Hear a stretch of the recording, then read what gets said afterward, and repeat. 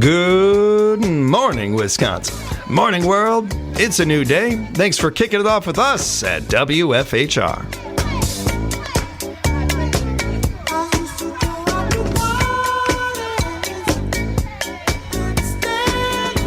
Got your host, James, behind the mic, joined by CEO of Your United Way of Southwood and Adams Counties, Tari Johns. Good morning. Got a Wednesday edition of the band together. We're going to have some fun in the next hour. Good things coming up for you we're going to get into. We've got the states that drive the fastest and the slowest. I want to get to this one, too. Is the perfect way to make a s'more. I got a good one here. I want to get into that, too. And plenty of other stuff. We'll wrap up with an update from our United Way, along with some other good things going on in our area and touch on our schedule. But we kick things off with entertainment in the 10 o'clock hour. And any opportunity to talk about Miranda Lambert, I'm going to take it. No, she was in the news recently. USA Today did an article on her. In their latest issue of USA Today Home, the article just was a nice article talking about her, but the main focus was on Mutt Nation. Mm-hmm. And I just wanted to touch on that for a little bit for those who may not know. This is an organization of hers. It's been around for quite a while. They do a lot of really good work. There's a number of different ways that you can be a part of it, even just sharing the information, sharing what they're doing over there. But I thought it was a really nice article. I wanted to encourage people to check it out if you get a chance. And a shout out to Tractor Supply as well, who work with her on this and where a lot of the funds and awareness are done. So I don't know if you know this, but there was a local Wisconsin Rapids dog featured. Is there? Oh, there was. Yes. Yeah. So that's right. Augie, yes. and his owner is a eye doctor in town here. But she had submitted his story because how cute is it that a eye doctor would have a one-eyed dog? Yes. And so then, stuffed Augies were made and available at Tractor Supply. So it's kind of cool how Mutt Nation will just feature a certain dog or dogs and then, kind of tell their story. And I think, it's really smart marketing, right? Because it makes people come back, right? Like, oh, I want to hear about the next dog that they're featuring and I want to hear about the next story. So, but yeah, it was super cool when Augie got featured. They're available exclusively over at Tractor Supply throughout the U.S. And when you purchase those items, 100% of the proceeds go into the Mutt Nation cause, which is really cool. Nice to be able to see. There's something about with her and when she is talking about something or involved with something, she is either the greatest actor I've ever seen in my life or she is the real deal. No, she's full of passion. She's just all over it. I really enjoy not only certainly her as an artist, I do, but what she does off the field, bringing awareness to different things. She does a really nice job of it. I think the one of the better ways of doing it, where you're not trying to talk down to people or guilt people into things or anything like that. I don't think, and you know this much better than I do. I don't think that you really get people to register and to engage with that when you're just talking to somebody and you're having a conversation or you're presenting the information. I think that goes so much farther. And the local part of it, what you're touching on there with the work that her and the Tractor Supply Company are doing, that's key to a lot of this too going forward. It's not enough to just bring attention to it, but really, whenever you can bring in that local tie, that goes so much farther. You can read more about Mutt Nation at muttnation.com and head over to USA Today to find that complete article. It's really nice. It's a good one. Wanted to take a look at the weekend box office numbers, in part because it was a little surprising to me. For those that hadn't heard and didn't look, the big one's really out this weekend, the Mission Impossible, the last Mission Impossible movie, and the live-action Lilo and Stitch movie. Two very different audiences traditionally when it comes to the people that are going to go to those movies. But most marketers, most people in the industry would have told you, well, those live-action movies at Disney, they're hit or miss. They don't do that great. And the Mission Impossible franchise, especially this being the last one and the amount of hype put on it and everything, there's no way that's not going to be number one in the box office. And then reality happens. And I think that there is a little bit of a wear down with the Tom Cruise brand and with the Mission Impossible brand. Not much, but a bit of one. And there is a kind of there is almost a second act happening with Disney with these live action movies, because they are truly black and white. It's either it's a hit or it does horrible. It's either, the Lilo and Stitch movie, which was #1 in the box office over the weekend over Mission Impossible. Actually, Lilo and Stitch broke the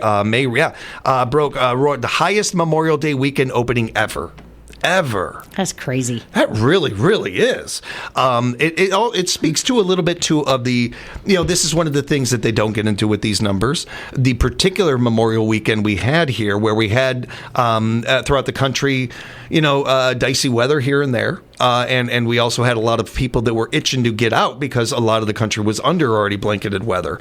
So movie theaters were, a lot more people were hitting the movie theater than traditional, maybe, or in recent years. And a lot of those people were families. And if you're a family, you're probably not going to take the kids to Mission Impossible Final Reckoning.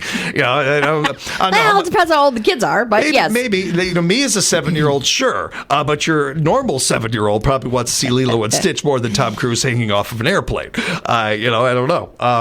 So it's not that surprising when you break it down, but just when they walked into the weekend, it speaks to one of these things that we're seeing more and more of the people that they have the information and how little they are to share of it.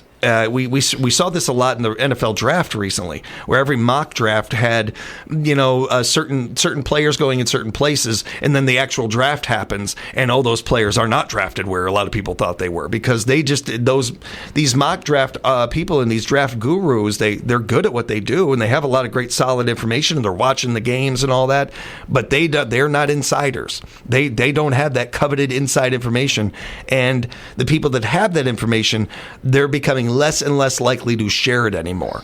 And that's the same thing with the movie industry, where the movie industry, there's a lot of good people in it. It's so easy to say all of Hollywood is blind or out of touch or anything. That's not the case. It's not true. It's not fair.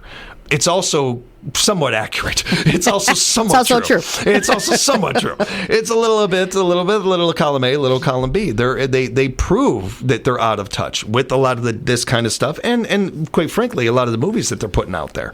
At the same time, I think that they understand the audience to a degree, because they have to. Nobody survives in that industry. As soon as a bomb happens, heads roll. So you're going to get good at the job, whether you actually care about people or not. You're going to get good at it if you want to keep that paycheck. It's just very surprising to me how off they were about this one, and how it's not just that Lilo and Stitch outdid Mission Impossible. It's by how much it did. And the record-breaking weekend, if you'd have told me that the record-breaking weekend happened for Mission Impossible, well, of course, it's Tom Cruise. He's Mr. 4th of July. He's the biggest box office star there's ever been, quite literally. This was a little more surprising to me. I think I would say I'll go see it, though. Oh my God, yeah. Yeah, I'm going to definitely Lilo see and them. Stitch. No, that one's not for That's me, not my but thing. I'm definitely going to see the Mission Impossible. I'm a sucker for those movies. I've been very honest about this one. Those movies pull me in. There's something about them. Final Destination Bloodlines was at number 3. Sinners is still doing really good at number 4. And Thunderbolts came in as well. But the new movie Friendship, which is doing very well in the limited release, and I always like seeing these limited release movies do well. It's good for the industry, and I think good for moviegoers when that happens. Let's see here. Also want to do take a look at something else that is interesting that's happening with this. So the reason for the Lilo and Stitch movie doing so well, I mentioned a couple of factors there, but the biggest factor of this is something that Hollywood and not just Hollywood, all businesses are going to be hitting on over the next couple of years, if not the next 5 to 10 years. The Zillennials. They are the micro-generation of individuals roughly between the late 90s and early 2000s. I don't know a lot of what I just said there, but this is the group of people. They are representing a transition between millennials and Generation Z. They are often described as a mix of both generations, and they are a generation that has money. They are saying has money. I don't know if they actually do, but they are saying they do. So we have generations. We've had them, named them for a long time, but now we have to have the in-betweeners have a name? Well, we don't have to, but marketing people do. Marketing people are doing this. Marketing people. I don't think that your average person has any idea of a lot of what I just said. But if you're in marketing, if you're in sales, you better know these names. You have to do this because there's not a lot of people with free income right now. There's not a lot of people with spendable income. This little bit of this little group of people I just talked about is one of the few that does have disposable income. And if that's the coveted thing, it used to be when we were kids that coveted 18 to 34 range. That's where you wanted to hit if you could get anything from there, whatever business, I don't care if you sold gum or you were a movie company or anything, that was the coveted group. Now this is the coveted group. It's just got the data. With more and more data, they just narrow this stuff down more and more. And so they're going to label these things, but I don't think any average person is looking at it that way. But they're saying that this was the big reason why Lilo and Stitch did so well, because that generation grew up with that movie. And now they're getting to take their kids to it, or going with their significant other to go see it. And nostalgia. That is the biggest thing that anybody is looking for nowadays. I don't know that that's new. I think nostalgia's always been on people's radar. Mm-hmm. I think it just changes. The only change up that happens really is per generation. Like right now, they're really hitting us with nostalgia. Our generation, they're really hitting us and really going after us with it and stuff. And I love it. Pander to me. It's the only time I'll ever say this in my life, but I'll be completely honest. I'm loving it. I love that commercials and movies and TV shows, they're so focused on our generation right now and hitting that. With that said, I'm enjoying it while we can, because this is coming. The whole Zillennials thing is coming. Everything is parody, and the movie industry is seeing this, and Disney darn sure is seeing it. So you can expect a lot more movies of that era to be being remade, or the ideas of, or re-envisioned, or anything like that. And I'll see where it goes. Did want to mention our WFHR newsletter, everybody. Tomorrow at noon, you'll have a new edition dropping in your email box. Encourage you to go to WFHR.com, sign up for that newsletter. It is your one-stop stop for all Central Wisconsin news. We've got some great articles in there from a lot of our civic media brethren, Lucas Hart, Tari Barr, and Brittany, writing articles on there, along with the people in this studio, in this building. Certainly Chuck and Laura and Michael covering a bunch of different stuff for you right there. Now, when you sign up for the newsletter, there is a comment section. So if there is, story ideas or things going on in the area that you'd like to see us cover that maybe you don't feel like we've been able to enough or haven't enough or something, feel free to leave that. If you like what we're doing, please feel free to leave comments there too. People don't leave nice comments enough. I mean, in general, not just with us. We're actually kind of spoiled on that one. I think we get a lot of good feedback, and we're very thankful for that. But I encourage people just in general to do that a little bit more and sign up for that newsletter. If you care about what's going on in your community, you care about what's going on in this in Central Wisconsin, we got it for you. Sign up at WFHR.com. Appreciate everybody who has already signed up for that newsletter. We'll take a time out.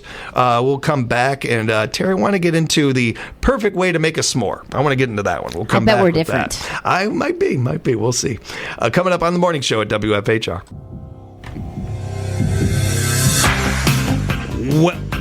Welcome back, everybody. Morning show at WFHR. Locally grown news. Got an 80s vibe going today with Terry and James here together. Hope you're having a good one out there, everybody. New York is everything they say, and no place that I'd rather be. Yeah, Huey Lewis had a moment there. The Huey Lewis in the news had a moment. Yeah, I think he had a whole minute. Yeah. He had more than a moment. Definitely. He was awesome. Let's talk s'mores. We are in the getting into the more Memorial Weekend is usually the kickoff of the summer weekend, of course, and everything. Kids' summer camp coming up, or just having a fire outside, or any of those things. S'mores are a go-to. But how do you make them? How do you make them out there, everybody? I want audience feedback on this one. 715-424-2600. Feel free to call up and join the conversation through the Civic Media app as well. They have here a guide on the best way to make s'mores. I'm trying. This is from Camp Kupamananji. I'm just thinking of like every 80s movie that had a camp on it. Yes. Oh man, there's a lot of Meatballs meatballs. and, There were so many. Now there was a trend too. There, where, hey, these are good movies. We'll make these. They were fun. Oh, they were fun. Bill Murray was in Meatballs, I think. So here we go with the 4 techniques you should be using, or you can use. Don't stop doing what you're doing. Let's get that out of the way. But maybe you can improve what you're doing. Exactly. I think that's what you look at with this list. We're not trying to change minds here. We're just maybe adding to what you do. So number 1, the roasting technique. Most people agree that the marshmallow and how you roast it is the most critical part of the equation. They found that the ideal roasting time is exactly 2 minutes and 37 seconds over medium heat. Okay, I've been making s'mores for, I don't know. How old do you let your kid first roast? Let's say 45 years. Mm-hmm. And I have never kept time on the marshmallow. I kept my eyeballs on the marshmarshmallow. And it has to be golden brown. Yes. I can't do the burnt at all. I know people who like them, but golden brown and soft the whole way through. So you do have to keep it up, yes, more medium heat, because otherwise the outside gets brown and your inside is still hard. What, and how, like the medium heat part, I feel like that's a little... Does anybody make a s'more outside of a campfire? Like, you're always doing it over a campfire, right? Yeah, I think people sometimes get it like in too hot of heat. They might not start it on fire, but the outside gets browned and then the inside is still like a harder marshmallow. Get the so top of the flames. Raise it up a little bit. Although I'm not going to lie, I have made them in the house. On the stove. Okay. Oh, I know. I'm sure people have. I just haven't been a part when of that. Sometimes you just need one. I might have to do that. Don't drip it on the stove, though. It's quite messy. This is making me very hungry. The chocolate. While traditional milk chocolate works fine, darker chocolate gives it an extra flavor punch. They suggest using one that's about 70% cocoa, and the chocolate should be softened by the fire just before sandwiching it. Oh, I'm a Hershey's milk chocolate all the way. Yeah, has to be that. 3 squares. Although I love dark chocolate, so I do too. But I don't know. I don't know that place. I'm gonna. I'm not gonna. Not here. I'm not gonna get bent out of shape either way. And the graham cracker, of course, it provides the crunch and structure that holds the whole thing together. A slightly honey flavored graham cracker tastes the best, and the cracker should be warmed for 12 seconds on each side before assembling to enhance the texture flavor profile. Where are you warming it? Yeah, I don't know. I'm not warming it. The marshmallow's doing the warming and the melting, and the marshmallow's doing the work. Mm-hmm. I do agree on the honey graham crackers, but I don't think I buy any other kind. Yeah, you know what I mean? Yeah. Like, that's just... sometimes my mom will get... And for me, and I'm a sugar junkie, but to me, it's just too much. She'll get those cinnamon sugar graham crackers for this, but then I don't know. I just want a plain one, a regular graham cracker. I don't mind those if I'm in the mood for it, but I can have like 2 and I'm done. There's so much cinnamon on those for me. And the ratio. When you finally go to assemble the perfect s'more, we'll have a ratio that's 2 parts graham cracker, 3 parts marshmallow, and 1 part chocolate. That is according to this article. Now, how you make it is the right way to make it. However you make it, the way I make it's the right way. Specifically, how Tari makes it, but however you make it out there is right. Now, I don't know that they, other than the real overly specific details of time and all those things, there's nothing new there to me. I didn't feel like I heard anything. Have you ever heard of somebody warming up the graham cracker? Yeah, I don't know about that. I don't begrudge it. I would try it. You have to have a grill over your fire then? Like, how are you warming it for 12 seconds? I feel like part of what brings us to these, certainly going back to nostalgia, and the flavor, of course, and all that, but the simplicity and the quickness of making a s'more, I feel like is a key part of it. If I'm spending too much time on it, it's just doesn't mean as much to me. You gotta get out your timer. I'm not going to spend more than that. No, I'm not doing that. I don't know. I do like them, though. I love a s'more. Yeah, I don't know if there's a time of year that is better than other, but this time of year really does feel like the right time of year to dive into those. I'm a big fan. One of the other things that we're a fan of around here is, of course, buying local, supporting local. And there's a lot of great local things that we get to be a part of throughout the whole year. One of the things that we love to highlight is our local arts and certainly our high school arts. And that season is wrapping up. Our high schools are wrapping up for the year and everything. We were just talking about graduation earlier.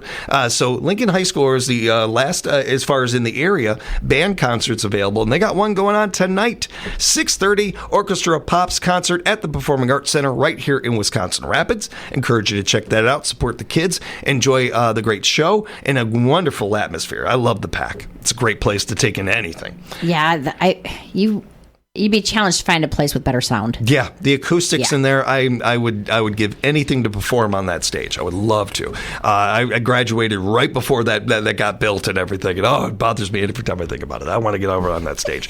Get on over there and check out these kids and enjoy that show. Again, 6:30 tonight, the Orchestra Pops concert happening at the Performing Arts Center. And then tomorrow, got another show, 6:30, choir concert, and that will wrap up the season of the Wisconsin Rapids Public Schools concerts. Nice. So one more for you today at 6:30, Orchestra Pops concert, and then tomorrow 6:30 choir concert. Both of these at the Performing Arts Center in Wisconsin Rapids. Encourage you to head on over there, support these kids, buy local, support local, everybody.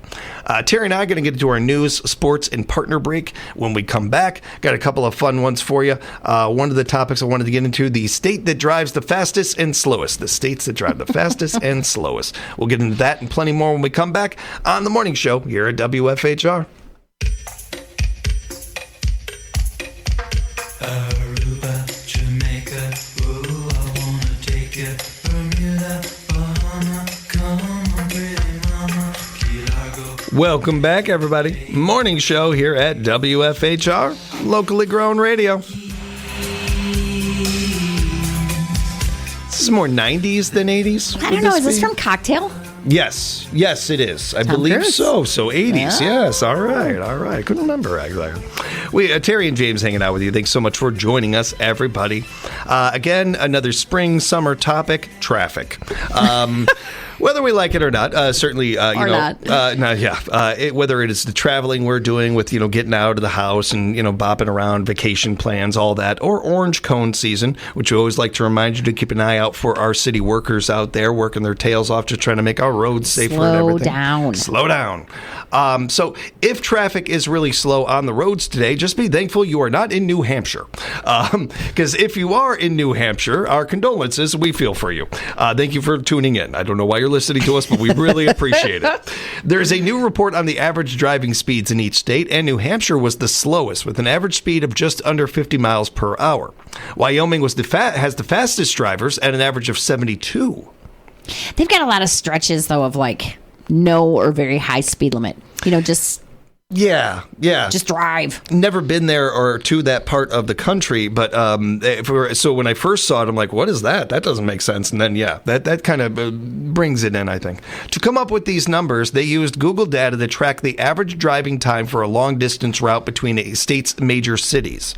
They made sure it was a good average by checking the speeds at various times throughout the day and across different days of the week. The more densely populated states are generally slower than the wide-open roads of the bigger western states.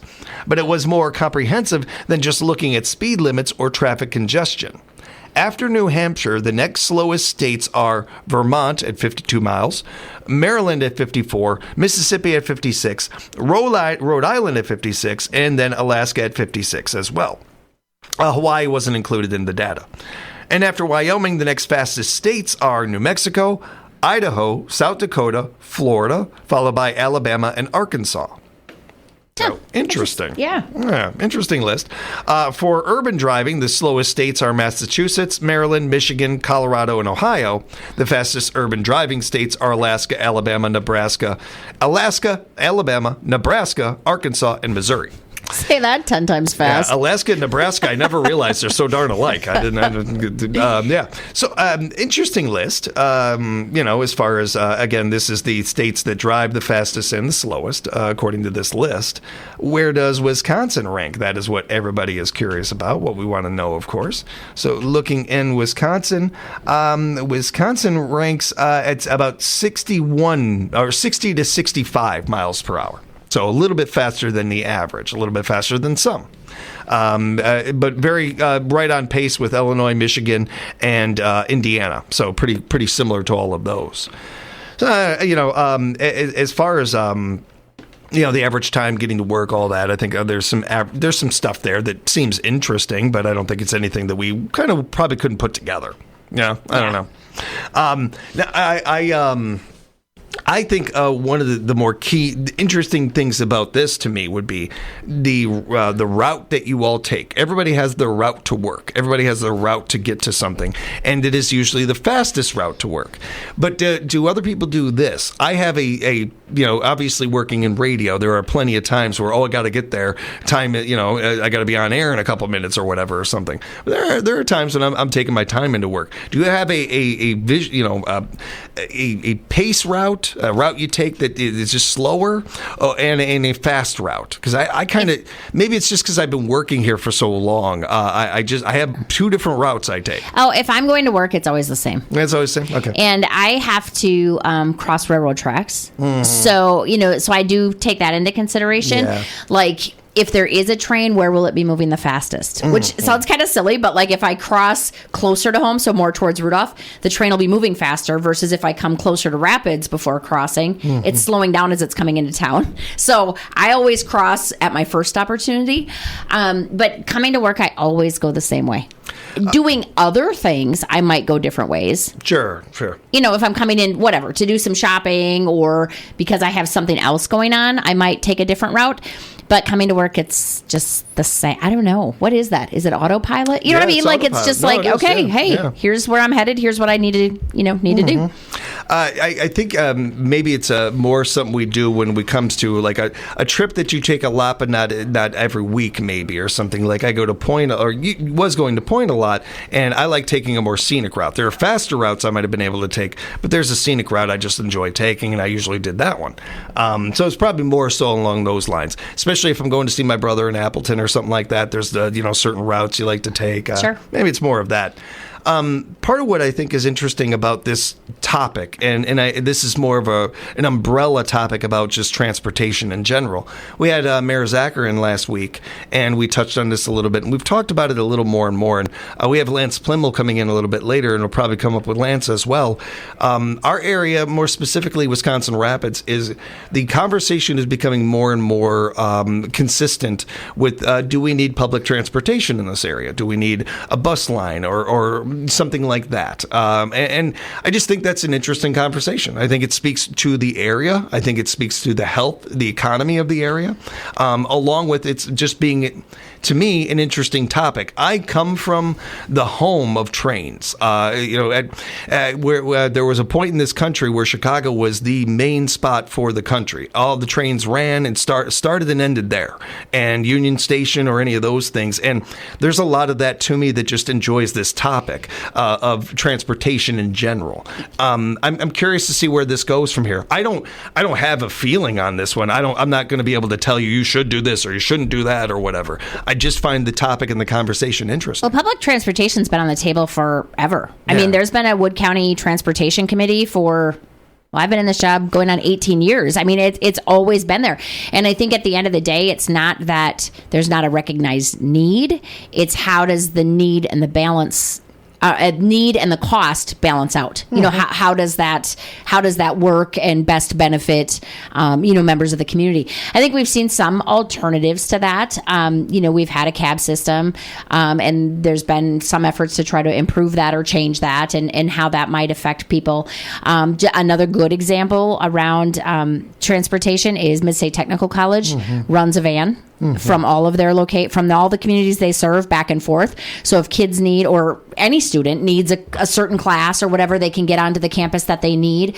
And the different health systems have run different transportation.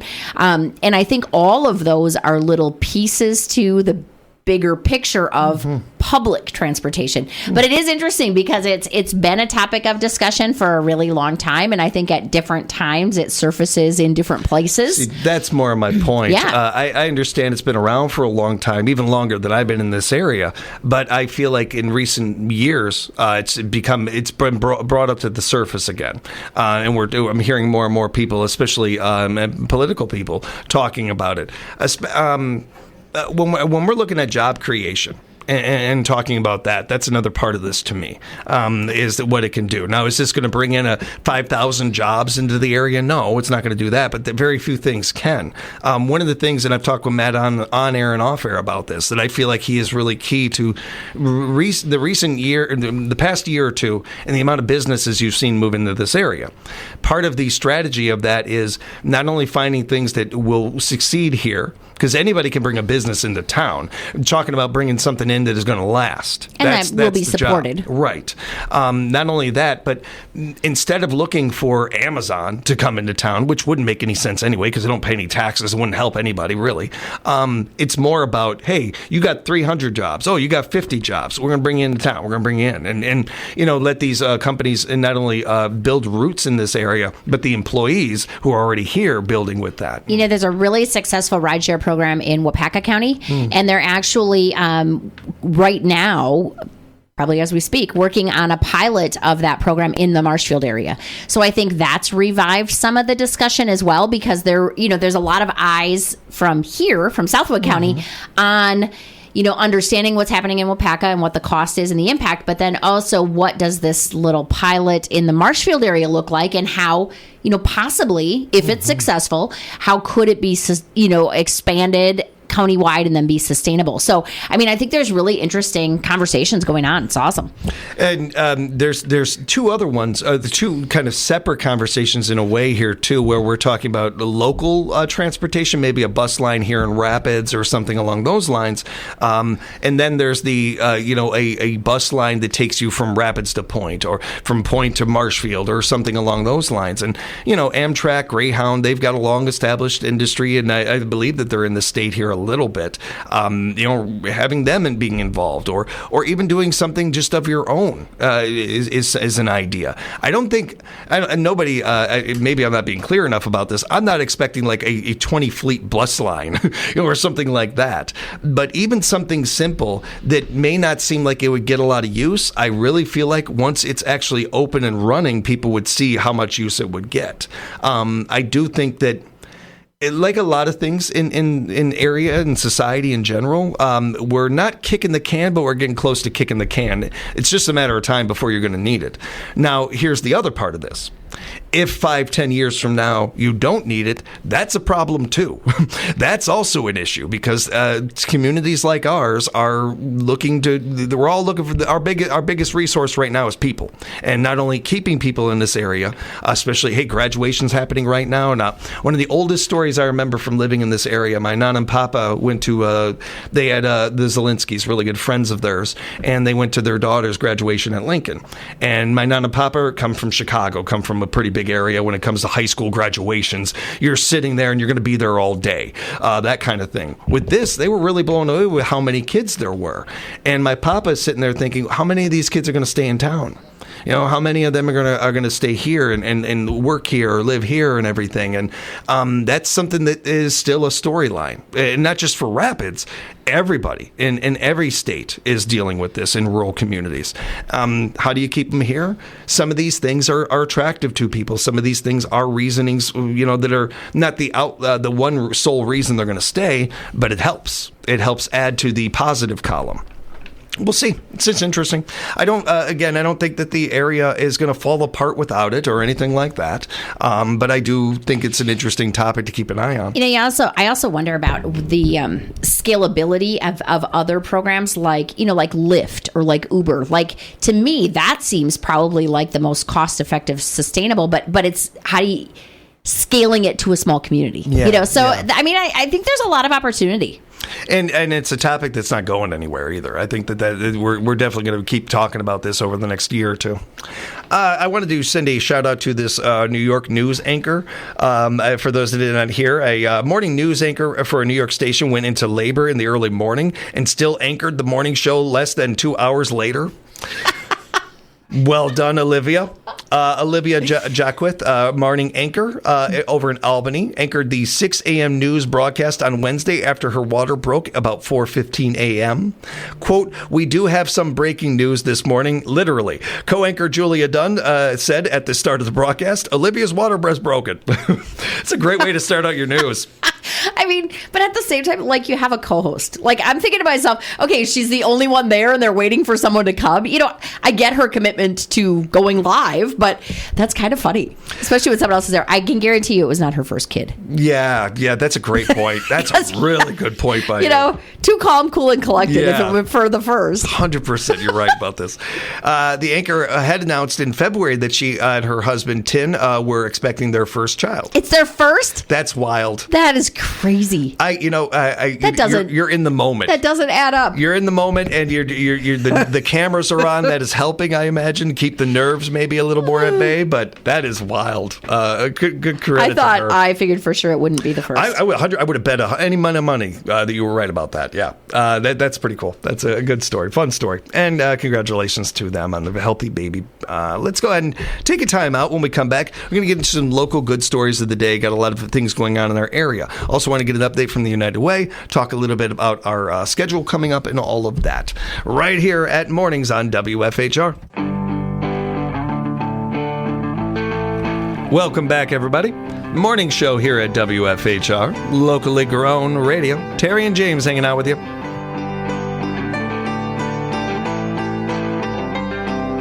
Closing time. Open all the doors and let you out into the world. Closing time. Turn all of the lights on over every boy and every girl. Been a fun show. Thanks a lot for hanging out with us, Terry. Really do appreciate the time from you and all of our listeners out there. You guys calling in, joining us. It's been a lot of fun. Keep on listening all summer long. We're going to be giving away Rafter tickets, and we'll keep doing that. Appreciate you guys joining us for that. It's been a lot of fun. And then, of course, on Friday, we'll be giving away Brewer tickets. Be listening for that, everyone. And guys, a chicken sandwich is not a burger. It's just not. It's just not. As we review the show, yes, that is our big takeaway from today. I want to get into our schedule a little bit and remind everybody that the Rapids Report is going to be brand new for you today. We got 2 pods dropping for you about 2 o'clock. You can catch them in part 1. We're going to talk to our friend Lance Plimmel, Wood County Board Chairman, along with Wisconsin Rapids Community Media. We'll be in to record that one.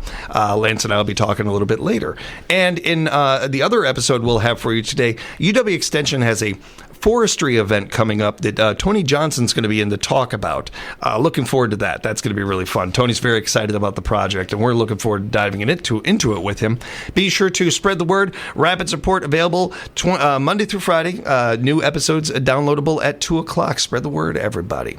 It is Rafter season, and we will have Rafter baseball on the radio dial for you tonight. But before that, we got a pregame for you on our sister station, 105.5 WYRI. Join us from 4 to 5 for Playmakers, proudly brought to you by Quality Plus Printing and Family Natural Foods. It's our live sports call-in show. Get those sports takes and feelings ready to go. We want to hear from you a little bit later. Really looking forward to it. It's going to be a fun show today. Wausau Woodchucks tonight, huh? Yeah. Michael and I will be hanging out, getting you ready for that game, and talking a little bit about Assumption and their softball playoff run going on here, and plenty of other fun things. So that's going to be good. Also wanted to mention, I'm sorry, real quick, I wanted to go back to the Rafters real quick, because the Rafters have a fun one going on tonight. Tonight is community night with the Midstate. Going on over at the ballpark. Oh, must be tuition giveaways starting, huh? Yes. Cool. So not only do you get to see us take on the Wausau Woodchucks and defeat them, hopefully, for our first win. How good would our first win of the season be against Wausau? I mean, that feels good. I think it's a good fit. But you can also support our friends at Midstate and the great work they are doing, and be a part of tuition night. That's going to be fun. It's going to be a good night. And again, Playmakers at 4 will be here on 105 for that one. Again, reminder that tonight you've got the Orchestra Pops concert happening at 6:30 at the Performing Arts Center. Be sure to check that out, everybody. And, of course, our Wisconsin Rapids Municipal Zoo is open for the season. Get on over to 1911 Gaynor Avenue. Check out some of these amazing animals they have over there. Big shout-out to all the workers they have. Cannot wait to get over there. You've been over there? Not yet. Oh, not yet. I thought maybe you walked over there, like at lunchtime or something. On my brief breaks, I glance over there longingly. I cannot wait to get over there. Wave to your family? Yes. I got a lot of good family members over there. Terry, why don't you certainly touch on things with the United Way one more time before we wrapped up. You guys have a lot going on right now. We've touched on a couple of things with getting kids registered for Stuff the Desk and touching on the diaper drive a little bit too. But you also have a United Weekend and some other stuff right around the corner. Yeah, we have got a ton going on. So I really encourage you to visit our website, uwswac.org. There's actually an events tab, and all of this stuff is there because there's a lot to keep track of. The week after school lets out, so starting on June 9th, we have our Great Book Giveaway series. That runs the entire week, and it's a great opportunity to get free books in the hands of kids. People will be there reading, and a variety of locations, including the zoo. So each day we have one or two different locations. So, really want to help prevent that summer slide and get books to kids. Super excited about that. Also talking rafters, we have our United We Can food sculpture contest on Tuesday, June 17th. This is an opportunity for you to come out and, maybe gain a little better understanding of hunger in our community and what that looks like. We right now have 8 local teams that will be building food sculptures out of canned goods. And then the bonus about that is, that then all of that food gets donated to local programs to help supplement pantries and weekend backpack programs and that kind of thing. So I encourage you, at a minimum, come to the Rafter Game on June 17th. Join us there. Bring some non-perishable food items as a donation to add to what we leverage with the sculptures. If you've thought about building a sculpture before and you've just been unsure, you can register through Friday of this week, right? And, you could jump in. We have 2 different categories: Major League, over 500 cans. Minor League is under 500 cans. But it's super fun. And if you think you're not, you don't have the inspiration to build something, Google is your friend, because there are hundreds and hundreds of examples of ideas of what you could build from food. So great event, good community support, but we want to fill those stands. And you get to vote when you're there. Community Choice Award, pick your favorite sculpture, join in the fun, and help us, spread the word, spread the awareness about hunger in our community. Make it tough for me and the other judges to judge on these. That's and right. Make them all great. And we want more and more teams, and have some fun with this one. We'll meet you at Winterfield June 17th for the United Weekend event. You can find out more about these and other great things going on with our United Way all year long at uwswac.org. Be sure to follow them on social media and share their posts on your page. Again, uwswac.org. Appreciate all the information, Terry. Thank you so much to you and your team. I wanted to also mention this. Melissa sent this one over a little while ago, and I wanted to remind everybody tonight is the night, the Community Exchange social event happening with Avenue Title and Blanker Construction. They're joining they're asking for their everybody to come down for their first Community Exchange event, a casual gathering of local business owners and homeowners and anyone looking to connect and learn. The event is all about bringing our community together to share ideas. This is happening at 830 Huntington Avenue tonight, starting at 5. Be sure to check it out, everybody. It should be a fun, interesting event and a great chance to share information and really just socialize.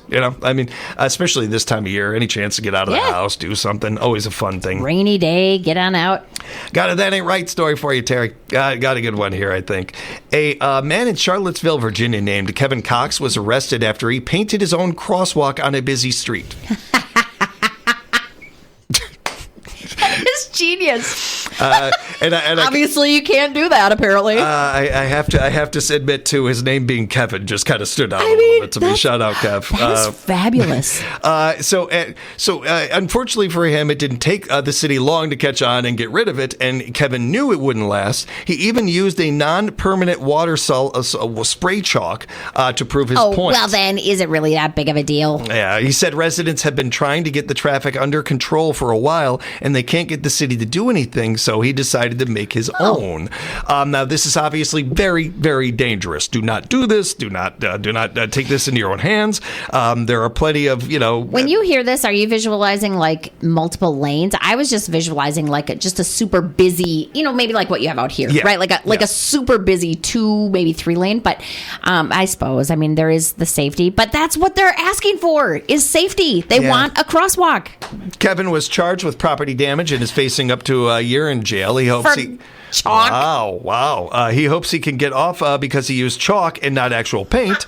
He's also hoping the case gets city engineers to reconsider putting something there, which I imagine is his overall point. So, Trying to get attention. Yeah. For a good, for safety. For safety. Yes, you have to do things the right way and follow the rules. But my goodness, you think about all the things that people get, like, don't get any time for or any punishment for. They're actually gonna. That seems like a stretch there a little bit. I don't know. An Alaska Airlines crew helped out a couple flying to their wedding. The flight attendants went up the aisle and asked people to write down their best advice for them as they headed to life and to marriage.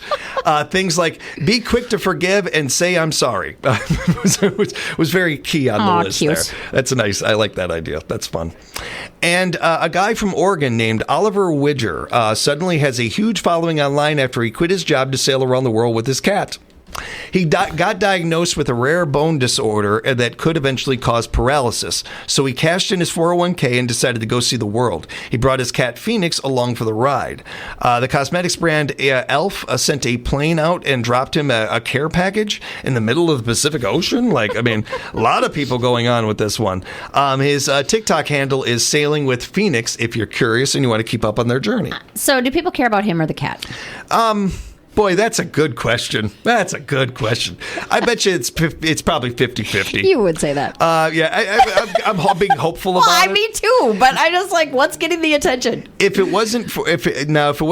he just decided to do this, then it's definitely the cat. Yeah. But I think the rare bone disorder and the meaning of it, I love the spirit of this. I think that's pretty cool. I feel like the cat's getting the attention. The cat's definitely, now that I'm saying it out loud, 75% to the cat. Yeah. At least 75%. Good on you, kitty. Yeah, have fun, you guys. Safe travels to them. Tari, great show today. Thanks so much for hanging out with us. You bet. Again, uwswac.org. Everybody be sure to bookmark that page. We'll be back at this tomorrow. Be good to each other. This is locally grown radio. WFHR 1320 AM, W248DE, Wisconsin Rapids. And always streaming on the Civic Media app.